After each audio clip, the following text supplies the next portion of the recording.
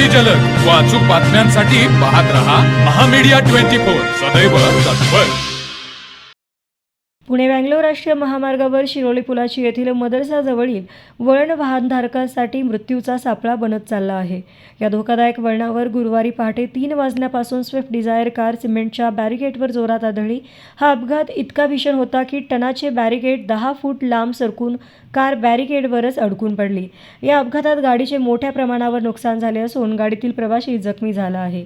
विशेष म्हणजे हा अपघात गुरुवारी पहाटे 3 वाजता घडला। याबाबत शिरोली पोलिसांकडे अद्याप अधिकृत माहिती उपलब्ध झालेली नाही। मात्र याच ठिकाणी मागील महिन्यात एका दुचाकीस्वाराचा असाच अपघात झाला होता, ज्यामध्ये दुचाकी बॅरिकेडवर अडकली होती। आता कालचाही तसाच अपघात झाल्याने परिसरातील नागरिकांमध्ये संतापाची लाट आहे। पुणे-बँगलोर राष्ट्रीय महामार्गाचे काम सध्या संत गतीने सुरू आहे, मात्र या कामामुळे सामान्य जनतेला नाहक त्रासाला सामोरे जावे लागत आहे।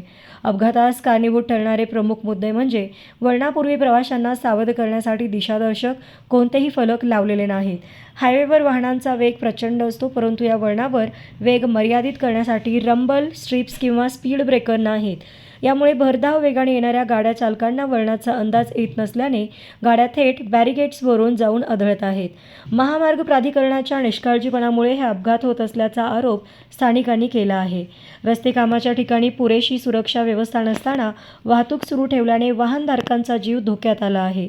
वारंवार होणाऱ्या या अपघातांना नेमके जबाबदार कोण? प्रशासन आणखी मोठ्या जीवितहानीची वाट पाहत आहे का, असा संतप्त सवाल आता विचारला जात आहे। या धोकादायक वळणावर तातडीने दिशादर्शक फलक आणि वेग नियंत्रक उपाययोजना करण्याची मागणी प्रवासी आणि शिरोली ग्रामस्थांकडून होत आहे। तर मग चला सबस्क्राईब करायला विसरू नका महामीडिया 24 न्यूज चॅनलला। महामीडिया 24 सदैव तत्पर।